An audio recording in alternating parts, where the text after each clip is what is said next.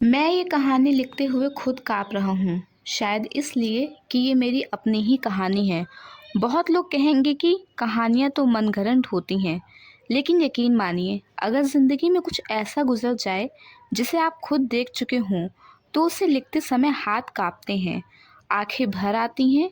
मेरा नाम अजय है और मैं एक बिल्कुल सामान्य गाँव के मध्यवर्गीय परिवार से हूँ। मेरे पिता छोटे किसान थे, माँ गृहिणी और मेरी एक छोटी बहन थी रीमा। हमारी दुनिया बहुत बड़ी नहीं थी, लेकिन छोटे से घर में भी अनगिनत सपने थे। माँ हमेशा कहती थी कि गरीबी कोई अभिशाप नहीं है, बस मेहनत और ईमानदारी से इंसान हर हाल में जी सकता है। पिता बहुत धार्मिक प्रवृत्ति के थे। हर सुबह पूजा पाठ के बिना उनका दिन शुरू नहीं होता था। हमारा घर मिट्टी और ईंट का बना था, जिसकी दीवारों पर पुराना चूना लगा था और बरसात में हमेशा रिसाव होने लगता था। लेकिन उस घर में जो अपनापन था, वो शायद किसी महल में भी ना मिले। मैं पढ़ाई में ठीक ठाक था और आगे जाकर शहर जाकर कोई नौकरी करने का सपना देख रहा था। बहन की पढ़ाई में भी मेरी ही तरह रुचि थी। पिता कहते थे, अजय, तुम्हारे दम पर ही घर का नाम होगा, और मैं उनके भरोसे को कभी तोड़ना नहीं चाहता था।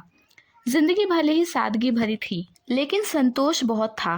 खेतों में काम, माँ की रसोई की खुशबू, बहन की शरारतें और पिता की शाम की धार्मिक कहानियाँ, ये सब मिलकर घर को घर बनाते थे।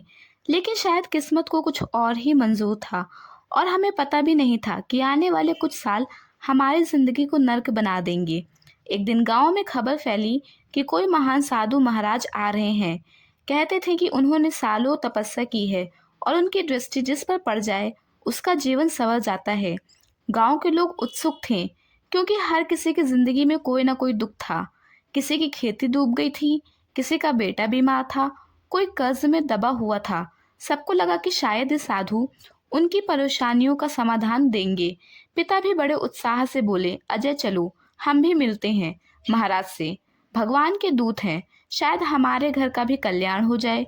मैंने हंसकर कहा, पिताजी, अगर भगवान से मिलना इतना आसान होता तो फिर मंदिरों में भीड़ क्यों लगती? लेकिन अगर आप चाहें तो चलिए। उस समय मैंने ये सोचा भी नहीं था कि ये साधु हमारे जीवन को सबसे बड़ा तूफान बना देंगे। गांव के चौपाल पर भव्य पंडाल सजा था। साधु ने गेरुए वस्त्र पहने थे, लंबी जटा थी और माथे पर चंदन का तिलक। उनकी आंखों में अजीब सी चमक थी, मानो वो सामने वाले का मन पढ़ सकते हों। जैसे ही वे बोलते, भीड़ में शांति छा जाती। उनके शब्द मधुर थे। वे कहते कि मनुष्य का दुख केवल कर्मों से नहीं, बल्कि ग्रहों और ऊर्जाओं से भी बंधा होता है, जिसे सही साधना में बदला जा सकता है। गांव के लोग प्रभावित होने लगे। कोई उनके चरणों में फल रखता, कोई दक्षिणा। साधु हर किसी को आशीर्वाद देते और कहते, तुम्हारे घर खुशियां लौटेंगी। मेरे पिता भी उनकी बातों से गहरे प्रभावित हुए। वो घर लौटकर बोले, अजय, साधु महाराज साधारण व्यक्ति नहीं है। उनकी आंखों में मैंने दिव्यता देखी है। वो सचमुच भगवान के दूत हैं। माँ भी धीरे धीरे मानने लगी कि शायद ये साधु सच में चमत्कारी हैं। उस दिन से पिता का रुझान साधु के प्रति बढ़ने लगा। सुबह खेत पर जाने से पहले वो उनके पंडाल में दर्शन करने के लिए जाती, शाम को लौटते हुए भी वहीं रुकते। माँ को लगा कि इससे घर में बरकत आएगी, लेकिन मेरे मन में कहीं ना कहीं शक था। मुझे लगता था कि ये साधु बहुत चालाक है। उनकी बातें जितनी मीठी थीं, उतनी ही लुभावनी भी थीं। लेकिन परिवार का विश्वास इतना गहरा होता जा रहा था कि मेरी शंकाओं को कोई सुनना ही नहीं चाहता था।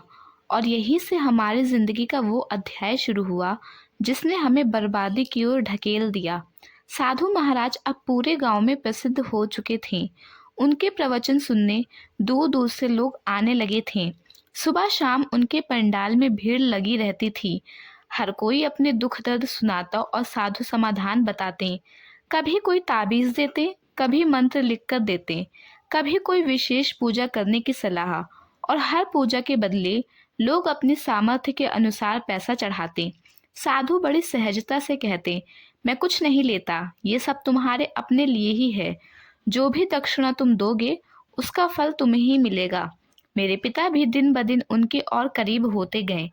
पहले तो केवल दर्शन करते, फिर आशीर्वाद लेने लगे और धीरे धीरे साधु के हर कहे काम को मानने लगे। एक शाम पिता घर लौटे तो बहुत उत्साहित थे। बोले, अजय, महाराज ने कहा है कि हमारे घर में ग्रहों की स्थिति ठीक नहीं है, इसलिए बरकत नहीं होती। अगर हम विशेष अनुष्ठान करें तो घर में धन की बारिश होगी। मैंने कहा, पिताजी, क्या सच में हमें इन बातों पर विश्वास करना चाहिए? मेहनत से ज्यादा किस्मत बदल सकती है। पिता गुस्सा होकर बोले, तू अभी बच्चा है, समझेगा नहीं। तेरा बाप इतना देख चुका है जिंदगी में। महाराज झूठ नहीं कह सकते। माँ चुपचाप सुन रही थी। उनके चेहरे पर थोड़ी चिंता थी, लेकिन वो भी पिता का विरोध नहीं कर पाई। पिता ने घर में रखी थोड़ी बहुत बचत निकाली और साधु को अनुष्ठान के लिए दे आए। शुरू शुरू में छोटी रकम जाती थी, कभी 100, कभी 200, कभी 500, लेकिन धीरे धीरे साधु के अनुष्ठान बड़े होने लगे। अब वे कहते हैं कि घर की विपत्ति दूर करने के लिए हवन करना होगा, जिसके लिए घी, लकड़ी और विशेष सामग्री चाहिए। और पिता बिना सोचे समझे हजारों रुपए खर्च करने लगे। मुझे यह सब खलता था। बहन रीमा को स्कूल की फीस भरनी पड़ती थी, लेकिन उस महीने पैसे नहीं थे। पिता बोले, रीमा, ये अनुष्ठान पूरा हो जाएगा तो तुम्हारी पढ़ाई अपने आप चल पड़ेगी। पहले ग्रह नक्षत्र ठीक होंगे, फिर सब ठीक होगा। रीमा ने चुपचाप सिर झुका लिया। उसकी आंखों में उदासी थी। मैंने माँ से कहा, माँ, ये सब धोखा है। साधु सिर्फ पैसे ले रहा है। अगर इसी तरह चलता रहा तो घर बर्बाद हो जाएगा। माँ ने मेरी बात सुनी, लेकिन बोली, बेटा, मुझे भी शक है, लेकिन तेरे पिताजी को समझाना मुश्किल है। वो साधु को भगवान मान बैठे हैं। समय गुजरता गया, घर का सामान भी कम होने लगा। कभी साधु कहते कि सोने की छोटी चैन चढ़ाओ, तभी अनुष्ठान सफल होगा। कभी कहते कि धन या गेहूं दान करो। पिता हर बार मान जाते। बहन की किताबें पुरानी पढ़ने लगी। मेरी पढ़ाई का खर्च पूरा होना भी मुश्किल हो गया। लेकिन पिता को बस एक ही उम्मीद थी, महाराज हमारे दुख हर लेंगे। गांव में कई लोग थे जो धीरे धीरे साधु के मोह पाश में फंस चुके थे। किसी ने अपनी जमीन गिरवी रख दी, किसी ने गहने बेच दिए, लेकिन सब उम्मीद कर रहे थे कि साधु एक दिन चमत्कार दिखाएंगे। एक रात मैं देर तक बैठा सोच रहा था।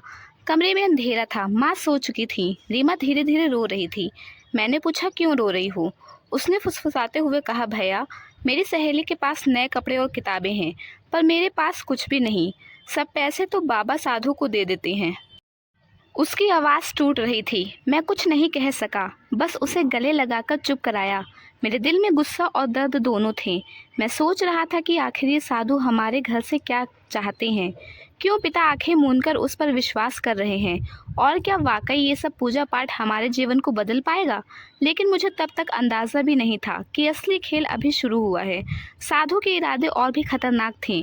दिन पर दिन साधु का प्रभाव गांव में बढ़ता जा रहा था। लोग अब उसे सिर्फ साधु नहीं, बल्कि किसी देवदूत से कम नहीं मानते थे। सुबह से लेकर रात तक उसके पंडाल में भीड़ लगी रहती थी।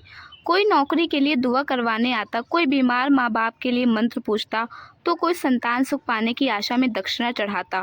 साधु हर किसी को वही भरोसा देता, धैर्य रखो, समय बदलेगा। पिता अब लगभग हर शाम साधु के पास ही रहते। खेत से लौटते हुए सीधे वहीं चले जाते। घर लौटकर घंटों साधु के उपदेशों के बारे में बताते। माँ कभी कभी थक कर कह देती, इतनी श्रद्धा से तो कभी मंदिर भी नहीं गए जितनी इस साधु पर जा रहे हो। लेकिन पिता हंसकर कहते, अरे मंदिर में तो मूर्ति है, ये तो जीवित भगवान है। मैं ये सब सुनकर चुप हो जाता। मुझे डर था कि अगर मैंने ज़्यादा विरोध किया तो पिता मुझे ही अपना दुश्मन मान बैठेंगे। इसी बीच एक दिन साधु ने पिता से कहा, तुम्हारे घर पर काल सर्प दोष है, इसके कारण ही तुम्हारी बेटी की पढ़ाई रुक रही है। बेटे का भाग्य चमक नहीं रहा। इसे ठीक करने के लिए एक विशेष यज्ञ कराना होगा, जिसके लिए 5,000 रुपये की दक्षिणा लगेगी। यह दक्षिणा नहीं, यह तुम्हारे बच्चों के भविष्य का बीज होगा। पिता बिना सोचे समझे मान गए। माँ ने धीरे से कहा, इतने पैसे कहाँ से लाएंगे? तो पिता बोले, अरे रीमा की पढ़ाई के लिए जो पैसे रखे थे वही दे देंगे। पहले ग्रह नक्षत्र ठीक होंगे तो पढ़ाई अपने आप चल पड़ेगी। उस दिन मेरे अंदर जैसे आग जल उठी। मैंने गुस्से में कहा, पिताजी, बहन की पढ़ाई के पैसे आप साधु को देंगे? उसकी फीस भरनी है, किताबें लेनी है। क्या उसका भविष्य इन यज्ञों से बनेगा? पिता तमतमा गए। तू चुप कर, तू भगवान के खिलाफ बोलता है। साधु महाराज की शरण में ही हमारी मुक्ति है, तू नहीं समझेगा। माँ ने मुझे चुप करते हुए कहा, अजय, अभी कुछ मत कहो। तेरे पिताजी की श्रद्धा बहुत गहरी है।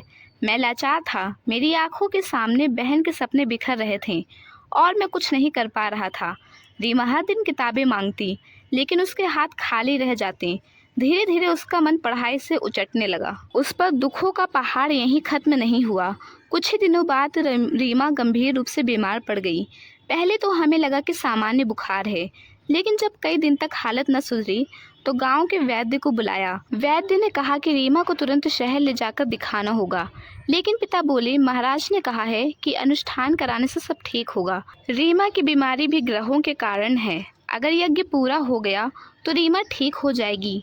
मेरे कानों पर जैसे हथौड़ा पड़ा। मैं चिल्ला उठा, नहीं पिताजी, ये अंधविश्वास है। रीमा को इलाज की ज़रूरत है, मंत्रों की नहीं। आप क्यों नहीं समझते? लेकिन पिता मेरी बात सुनने को तैयार ही नहीं थे। उन्होंने माँ से कहा, तू चिंता मत कर, महाराज का आशीर्वाद है, रीमा कल तक ठीक हो जाएगी। उस रात मैं सो नहीं सका। रीमा दर्द से कराह रही थी और माँ उसके सिर पर हाथ फेरते हुए रो रही थी। मैं सोचता रहा कि काश मेरे पास इतने पैसे होते कि मैं उसे तुरंत शहर ले जाता, लेकिन घर का पैसा तो साधु के झूठे अनुष्ठानों में बह चुका था। अगले दिन साधु ने पंडाल में घोषणा की कि आज से 7 दिन का विशेष यज्ञ होगा और इस यज्ञ से गांव की सारी विपत्तियां दूर हो जाएंगी। गांव वाले खुशी खुशी पैसे चढ़ाने लगे। मेरे पिता भी पोटली भरकर रुपए ले गए। मैंने दूर से देखा, साधु की आंखों में कोई दिव्यता नहीं थी, बल्कि लालच की चमक थी। उसके चेले बार बार दक्षिणा इकट्ठा कर रहे थे और लोग अंधविश्वास में डूबे जा रहे थे। मेरे मन में अब शक नहीं, यकीन था कि ये साधु ठग है, लेकिन मैं अकेला था। मेरे अपने ही परिवार ने मुझे झूठा और नास्तिक ठहरा दिया था। मुझे समझ आ गया था कि अगर मैंने अब कुछ नहीं किया तो सिर्फ मेरी बहन ही नहीं, पूरा घर बर्बाद हो जाएगा। रीमा की बीमारी दिन ब दिन बढ़ रही थी। माँ रात दिन उसके पास बैठी रहती और मैं परेशान था कि कैसे उसे शहर के अस्पताल में ले जाऊं। लेकिन पिता अब भी साधुओं की बातों में खोए हुए थे। वे कहते, यज्ञ पूरा होते ही सब ठीक हो जाएगा। मेरा दिल मानने को तैयार ही नहीं था। मैंने तय किया कि मैं खुद इस साधु के बारे में जानकारी निकालूंगा। एक दिन बहाना बनाकर मैं गांव से बाहर गया और पास के कस्बे में कुछ लोगों से साधु के बारे में पूछताछ करने लगा। शुरुआत में तो किसी ने कुछ नहीं बताया, लेकिन फिर एक बूढ़े दुकानदार ने धीरे से कहा, बेटा ये साधु बहुत चालाक है। 3 साल पहले ये पास के गांव में भी आया था, वहाँ भी उसने यही सब किया। अनुष्ठान करवाओ, ग्रह नक्षत्र ठीक होंगे। लोगों ने अपनी ज़मीनें तक बेच दी। फिर एक रात ये अचानक गायब हो गया। बहुत लोग बर्बाद हुए। पुलिस तक मामला पहुंचा था, लेकिन वो किस तरह बच निकला और यहाँ आ गया। मेरे पैरों तले ज़मीन खिसक गई। मैंने दुकानदार से और जानकारी ली तो उसने कहा कि कई जगह ये साधु अलग अलग नाम से घूम चुका है। जहाँ जहाँ जाता वहाँ पहले लोगों का भरोसा जीतता, फिर पैसे ठग कर गायब हो जाता। मैंने मन ही मन कसम खाई कि अब मैं इस ढोंगी का असली चेहरा सबके सामने लाकर रहूँगा। मैंने कस्बे की लाइब्रेरी में पुराने अखबारों की फाइलें खंगालनी शुरू की और सचमुच मुझे 2 साल पुराने अखबार में उसकी एक खबर मिली। धार्मिक अनुष्ठान के नाम पर लाखों की ठगी, साधु फरार। खबर में उसकी धुंधली तस्वीर भी छपी थी। मैं उस फोटो को देखते ही समझ गया कि ये वही इंसान है जो आज हमारे गांव में देवदूत बनकर बैठा है। उस कागज़ को हाथ में लेकर मैं गांव लौटा। रास्ते भर मेरे मन में उथल पुथल मची रही।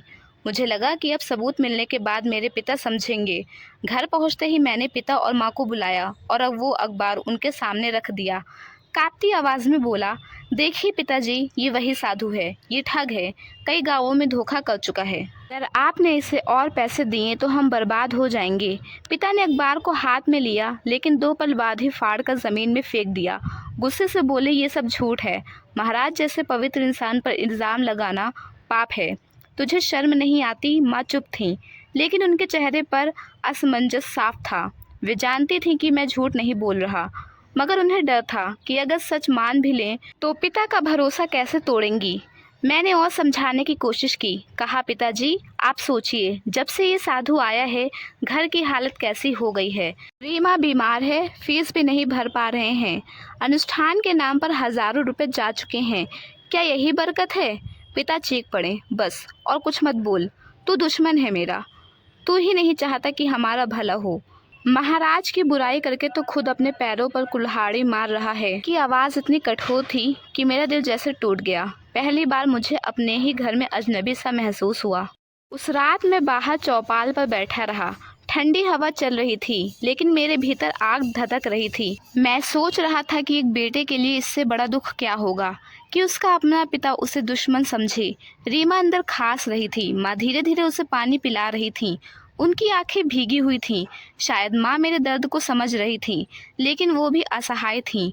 मैंने तय कर लिया था, भले ही पूरा गांव साधु की पूजा करे, भले ही पिता मुझे घर से निकाल दे, लेकिन मैं इस ढोंगी को बेनकाब करके ही रहूँगा।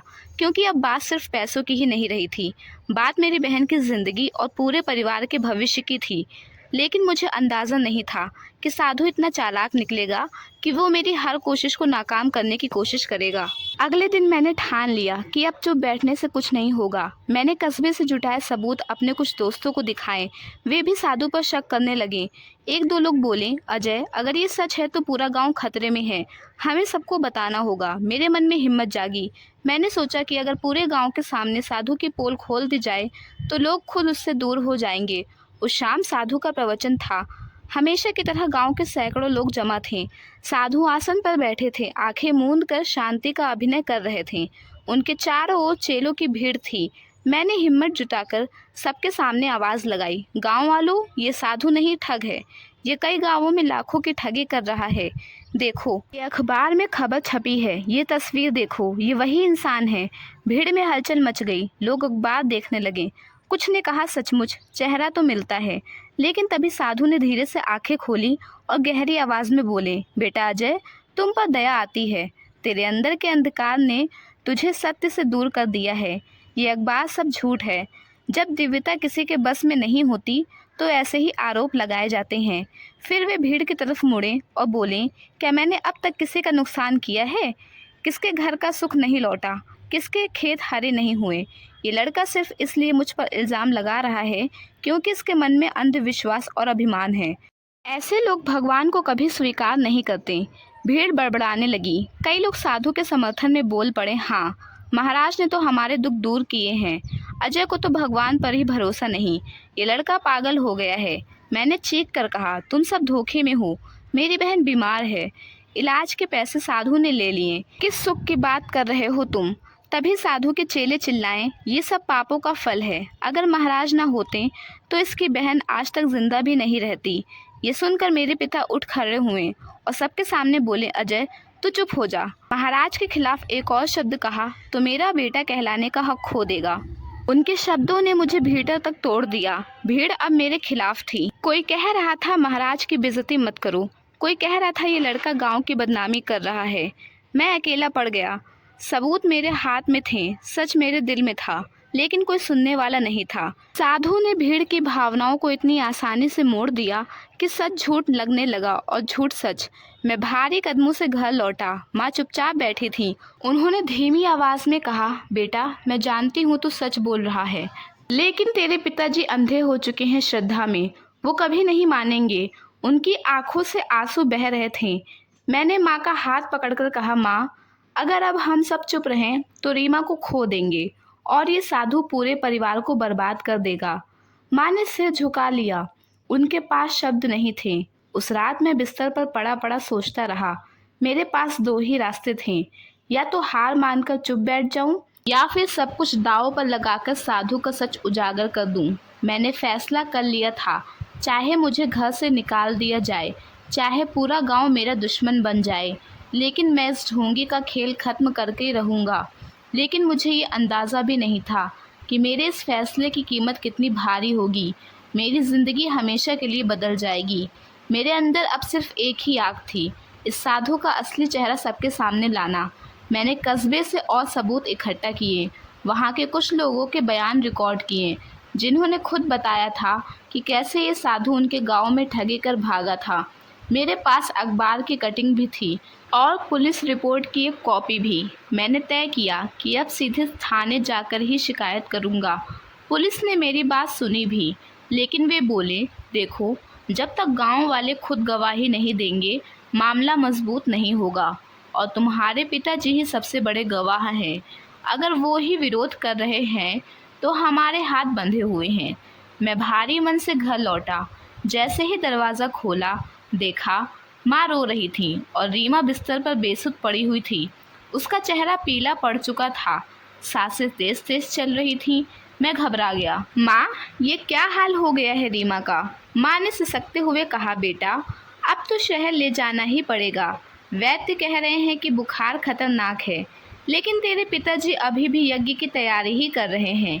कह रहे हैं कि महाराज सब कुछ ठीक कर देंगे। मेरे भीतर खून खौल उठा। मैं पिता के पास गया, जो पंडाल में साधु के आगे नतमस्तक बैठे थे।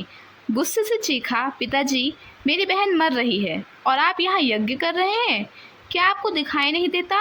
अगर उससे कुछ हुआ तो उसका जिम्मेदार ये साधु होगा, और आप भी। भीड़ सन्न रह गई। साधु ने गंभीर स्वर में कहा, ये लड़का पागल हो गया है। इसे मेरे यज्ञ में बाधा डालने भेजा गया है। अगर ये यज्ञ बीच में टूटा तो पूरे गांव पर आपदा आ जाएगी। गांव वाले चिल्लाने लगे, अजय, तो यहाँ से निकल जा। हमारा नुकसान करवाना चाहता है क्या? मैंने दांत भींचकर कहा, ठीक है, मैं अकेला ही अपनी बहन को बचाऊंगा। तुम सब उसके खून के जिम्मेदार होगे। मैं घर से भागा और माँ से बोला, माँ, हम रीमा को अभी शहर कर ले चलेंगे, चाहे पैसे उधार लेने पड़े, लेकिन अब इंतज़ार नहीं कर सकते। लेकिन तभी रीमा ने मेरी कलाई पकड़ ली। उसकी आवाज़ धीमी थी, लेकिन शब्द कांपते हुए भी साफ थे। भैया, मुझे अस्पताल ले चलो, मुझे जीना है। मेरे दिल में जैसे किसी ने छुरा भोंक दिया। मैंने तुरंत गाड़ी का इंतज़ाम किया। 2 दोस्तों की मदद से हम रीमा को लेकर निकले। माँ भी हमारे साथ थी, लेकिन पिता वो साधु के पंडाल में ही रह गए। उन्होंने हमें रोकते हुए कहा, अगर तुम उसे शहर ले गए तो ये मेरी अवज्ञा होगी। मैंने पीछे मुड़कर देखा तो टूटे दिल से कहा, अगर आपकी आस्था ही आपकी बेटी की मौत का कारण बन जाए तो ऐसी आस्था से बड़ा पाप कोई नहीं। गाड़ी तेजी से शहर की ओर बढ़ी। रास्ते भर रीमा मेरी गोद में पड़ी रही। उसकी सांसें रुक रुक कर चल रही थी। मैं उसके माथे को सहलाता रहा और मन ही मन प्रार्थना करता रहा, भगवान, इस बार मेरी बहन को बचा लो। लेकिन किस्मत को कुछ और ही मंजूर था। अस्पताल पहुंचते ही हम रीमा को स्ट्रेचर पर डालकर इमरजेंसी वार्ड में ले गए। डॉक्टर और नर्सें दौड़ पड़ी। मेरी आंखों के सामने उसकी कलाई मेरी उंगलियों से फिसल रही थी। मैं बार बार डॉक्टर से कह रहा था, प्लीज़ मेरी बहन को बचा लीजिए, वो बहुत छोटी है अभी, उसका पूरा जीवन पड़ा है। डॉक्टरों ने हमें बाहर रोक दिया। दरवाजे के पास सिर्फ मशीनों की बीम की आवाज़ आ रही थी। माँ बार बार रोते रोते बोल रही थी, हे भगवान, मेरी बच्ची को कुछ मत होने देना। घंटों जैसे मिनटों में बदल गए। मैं वही दरवाजे के पास ज़मीन पर बैठा हुआ था, माथा घुटनों पर टिकाए। मेरी आंखों से आंसू लगातार गिर रहे थे। मैं खुद से पूछ रहा था, क्या ये सब मेरी गलती है? क्या अगर मैंने पहले पिताजी को मना लिया होता तो रीमा आज इतनी हालत में न होती। अचानक दरवाज़ा खुला। डॉक्टर बाहर आए। उनका चेहरा गंभीर था। उन्होंने धीरे से कहा, हम पूरी कोशिश कर चुके हैं, लेकिन बुखार ने शरीर को पूरी तरह तोड़ दिया था। हमें बहुत अफसोस है। उस पल मेरी दुनिया जैसे बिखर गई। मैं चीख पड़ा, नहीं, ऐसा मत कहिए, वो मेरी बहन है, उसे कुछ नहीं हो सकता। माँ ज़मीन पर गिरकर विलाप करने लगी। मैंने डॉक्टर का हाथ पकड़ लिया। कृपया एक बार और कोशिश कीजिए। आप कह नहीं सकते कि वो नहीं रही, लेकिन सच वही था जिसे मैं मानना नहीं चाहता था। जब नर्स रीमा का निर्जीव शरीर सफ़ेद चादर में लपेट कर बाहर लाई तो मेरी सांसें रुक सी गईं। मैंने चादर हटाई और उसके चेहरे को देखा जैसे वो सो रही हो, बस नींद बहुत गहरी हो गई थी। मैंने उसके माथे को चूमा और फूट फूट कर रो पड़ा।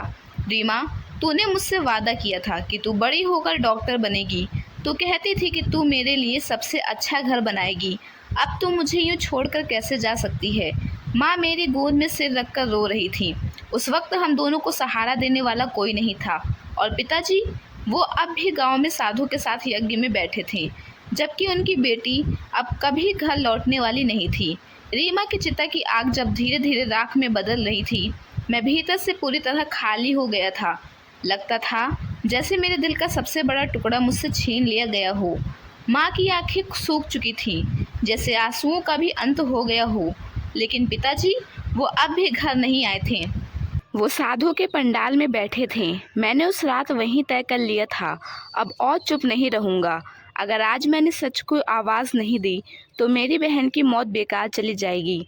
अगली सुबह मैं सबूतों के साथ पंडाल पहुंचा। वहां सैकड़ों गांव वाले जमा थे। साधु मंच पर बैठा मंत्र पढ़ रहा था और मेरे पिता उसके चरणों में झुके हुए थे। मैं जोर से चिल्लाया, रुको। सबकी नज़र मेरी तरफ मुड़ी। मैं भीड़ के बीच खड़ा था, हाथ में अखबार की कटिंग्स और पुलिस रिपोर्ट के पन्ने। मैंने कहा, यह आदमी साधु नहीं, ठग है। ये कई गांवों में लोगों को लूट चुका है। यहाँ भी इसने हमारे घरों की जमा पूंजी निकाल ली। और मेरी बहन रीमा, उसकी जान इस ठग के कारण चली गई। भीड़ में हलचल मच गई। मैंने सबूत सबके सामने पढ़कर सुनाए। कुछ गांव वाले जिनके घर भी बर्बाद हुए थे, उन्होंने भी अपनी कहानियां बताईं। साधु बुरी तरह घबरा गया। उसके चेले भागने लगे। तभी पुलिस भी आ पहुंची। मैंने रात ही में उन्हें खबर कर दी थी। साधु को हथकड़ी लगाकर ले जाया गया। लेकिन मेरे लिए ये जीत नहीं थी, क्योंकि जिसको बचाना चाहता था वो अब लौटकर आने वाली नहीं थी। पिताजी वहीं जमीन पर बैठ गए। उनका चेहरा सफ़ेद पड़ चुका था। उनकी आंखों से आंसू बह निकले। उन्होंने मेरे कंधे को पकड़ा और फूट फूट कर बोले, बेटा, मुझसे बहुत बड़ी गलती हो गई। मैंने अपनी आस्था के अंधेपन में अपनी बेटी ही खो दी। मैं तुम्हें क्या मुंह दिखाऊंगा। मैं भी रो पड़ा। मैंने कहा, पिताजी, दोष आपका नहीं, दोष उस अंधविश्वास का है जिसने हमें अंधा बना दिया। लेकिन अब वादा करिए, हम कभी किसी झूठे साधु को अपने घर में भगवान नहीं बनाएंगे। पिताजी ने सिर झुकाकर कहा, हाँ बेटा, मुझे समझ आ गया है। असली भगवान हमारे भीतर हैं, बाहर किसी ठग में नहीं। गांव वालों की आंखें भी नम थी। सब धीरे धीरे समझने लगे कि आस्था और अंधविश्वास में कितना बड़ा फर्क है। उस रात मैं अपनी डायरी में बैठकर लिख रहा था। कलम कांप रही थी, आंखों से आंसू गिरते जा रहे थे। मैंने लिखा, मैं ये कहानी इसलिए लिख रहा हूँ ताकि कोई और परिवार मेरी तरह ना टूटे। धर्म हमें जोड़ने के लिए होता है, लेकिन जब धर्म के नाम पर कोई हमें तोड़ने लगे तो समझ लेना चाहिए कि वो असली धर्म नहीं, बल्कि धोखा है। भगवान कहीं बाहर नहीं, वो हमारे अपने दिल में है। माँ की ममता में, पिता की मेहनत में, बहन की मासूम हंसी में। अगर हम इन्हें खो दें तो सबसे बड़ा पाप हमसे ही हो जाएगा। कलम वहीं थम गई और मेरे आंसुओं से पन्ना भीग गया। दोस्तों, अगर हमारी यह कहानी आपको पसंद आई हो तो हमारे इस वीडियो को लाइक कीजिएगा और ऐसे ही अन्य कहानी सुनने के लिए हमारे चैनल को सब्सक्राइब कीजिए। Thank you.